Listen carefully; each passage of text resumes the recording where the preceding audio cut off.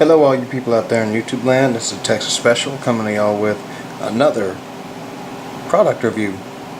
This is the first ever MTH diesel to hit the collection. This is mine, again a generous gift from my mother while she was up there in Alaska on a vacation. She saw this and thought of me and paid an arm and a leg for it. This is an MTH Premier Line GP-30 diesel locomotive. As you can plainly see, it is decorated for the Alaska Railroad, which makes sense since it was sold by their gift shop. I don't know why they'd sell a Union Pacific engine.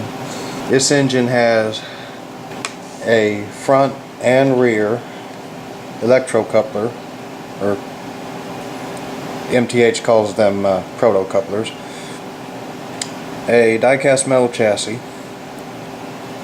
Each truck has a precision flywheel motor. The number boards are illuminated, but only on the front. The body is just absolutely loaded with separately applied details. Coupler cut lever here.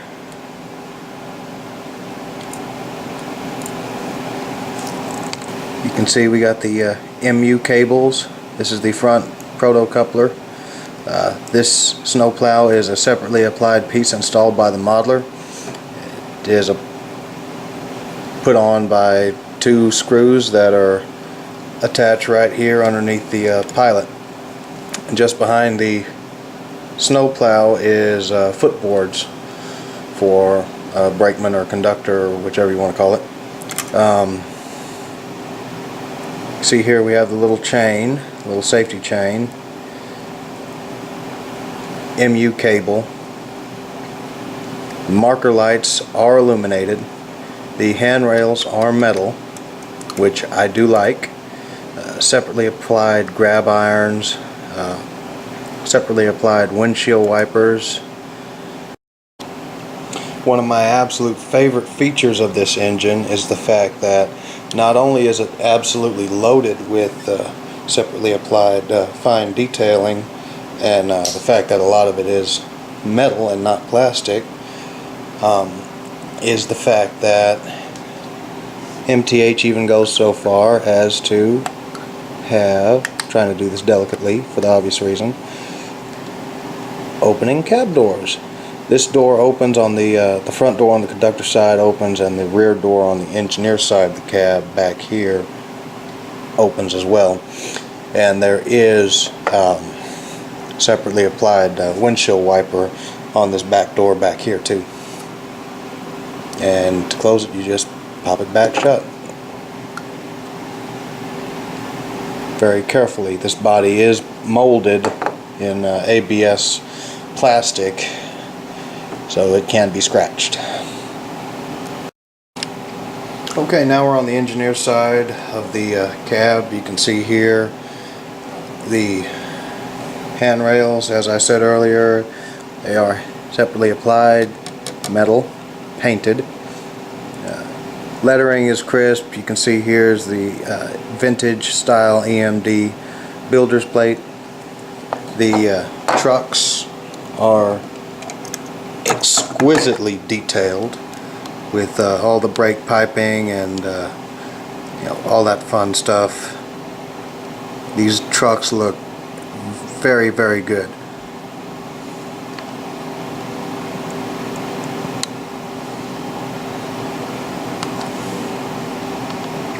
And a decorative 5-chime horn.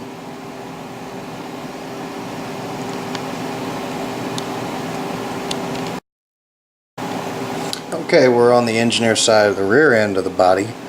You can see the cowling that that's made the GP-30 style engine so instantly recognizable. The grills, all the grills on this engine are see-through, which is, it's nice. Again, all the painting on the body is crisp. It's a plastic body, and the rear truck is just as exquisitely detailed as the lead truck.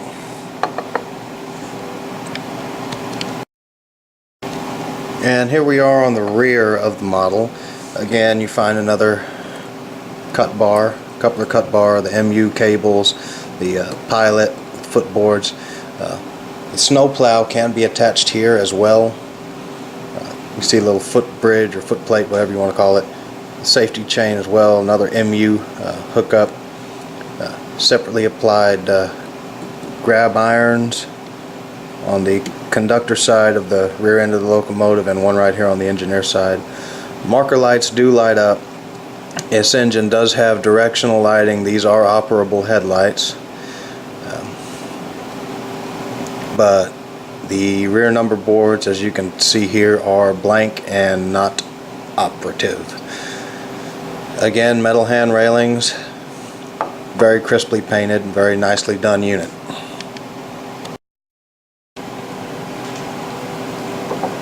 The conductor side is exactly the same as the engineer side of the locomotive. You have the builder's plate here.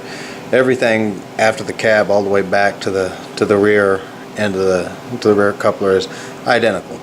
You can see there is the crew figure, the conductor, and I neglected to mention him, but there was an engineer figure that you could plainly see on the engineer side as well. The one difference is the handbrake, which is right in here. Okay, now looking at the top side of the engine, you can see that there are actually fan blades in there. If you look very closely, you see there?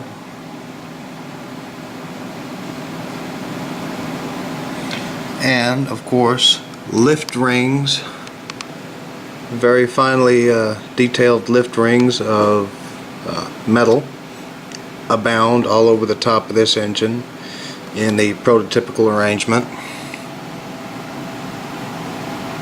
That is the smokestack where you load the smoke fluid into. As you can tell by the little smudges there on the top of the engine, this has been ran. I haven't cleaned it off yet. It will be cleaned off before I put it back up. Some more lift rings and the 5-chime horn. And again, all of the grills are see-through. Fine metal mesh. Inside the cab, you'll see is a light green view block that keeps you from seeing the motor for the lead truck. There it is, and it is all the way around on the front of the engine.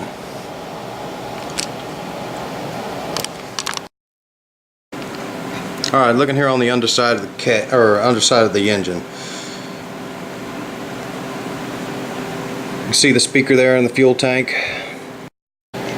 Okay, right here we have the volume control for the engine. Clockwise rotation increases the volume until you hit obviously the maximum level, and a counterclockwise rotation decreases it until you hit off. This right here underneath the engineer side of the cab on the walkway, I guess you could call it, is the smoke adjustment, and clockwise increases to the max, counterclockwise decreases till off. Right there, that is a selector switch for 3-rail and 2-rail operation. For 2-rail operation, you remove the pickups for the center rail, and I think that's it. I'm not a 2-rail guy, so I'm not 100% sure. I kind of skipped that one, to be honest. On the conductor side, on the same spot directly under the cab, there is a DCS and a DCC switch. Right now I have it set to DCS. Not that it really matters, because for the foreseeable future, it's highly unlikely I will ever spend any money on either DCC, because I'm not a 2-rail guy, or DCS, because again, primarily my interests are Lionel. This locomotive does have Proto Sound 3.0. It has onboard DCC ready to go. It also has the onboard MTH digital command system on board, ready to go. Again, I'm primarily a Lionel collector and operator, so I don't have any digital command system equipment to run this and fully utilize the features this has, which is kind of a shame. But again, I'm not knocking MTH. They do have good stuff, I don't doubt that. But again, if I'm spending the money on it and I'm buying it, it's like trying to talk a Harley guy into buying a Kawasaki. it's just not going to happen. I mean, not without some really good incentivization, I guess. This unit measures 15 inches in length by 2 3/4 in width and 4 1/4 inches tall, and it is advertised for a minimum curvature of 0.31. Okay, this engine is identical, as I said, to that steam locomotive in my last review.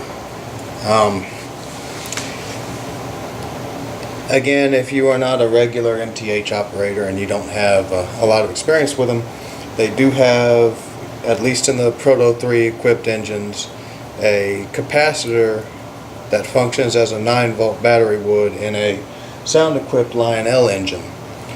It is there to help minimize any loss or interruption of sound effects due to dirty track or poor electrical conductivity. Because of that, unlike a Lionel engine that will just fire right up as soon as you put power to it, there is a hesitation, a video game, gamers would call it lag, in when you initially apply power to the engine and when it actually starts to respond to commands, be it in AC, conventional AC, or DCS or TMCC. So I'm going to demonstrate that for you right here. You see the headlight come on, stating the engine's got power to it.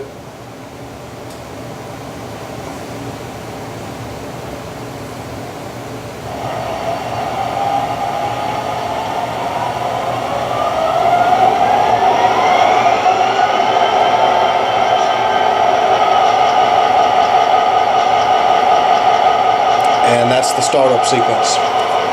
Now, I really like the sound system in this engine. The horn is great, actually.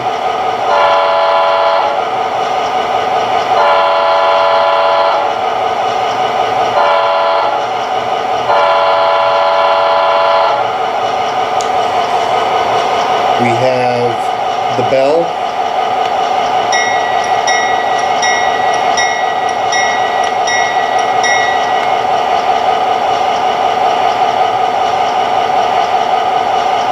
And of course, as the engine accelerates either in forward or reverse, there's the different notches on the throttle that you actually hear as it progresses and as it accelerates and decelerates on the track.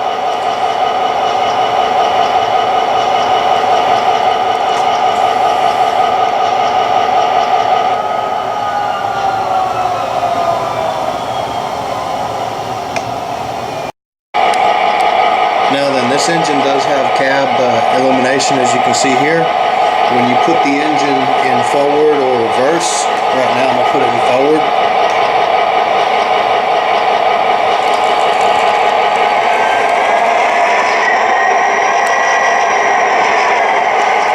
There's reverse.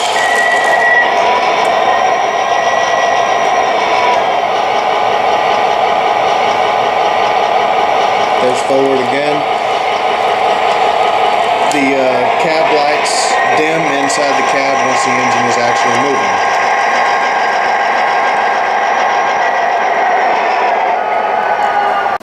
moving. Okay, right now I'm going to take this opportunity to show you all to demonstrate the directional lighting. I'm going to let the unit power up real quick.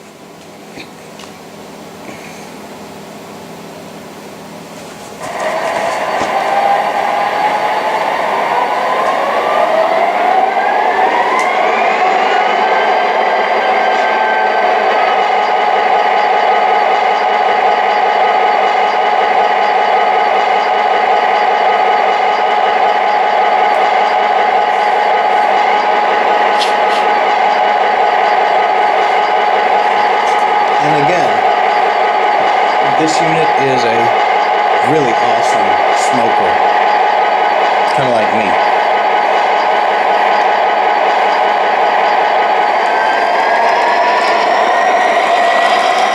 All right.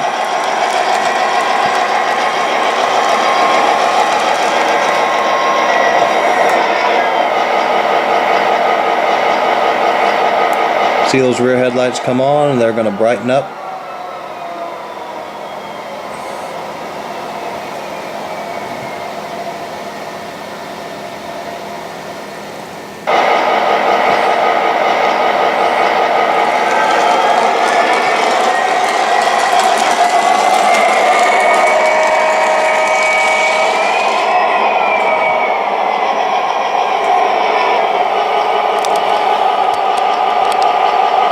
And there is the illuminated headboards, or number boards.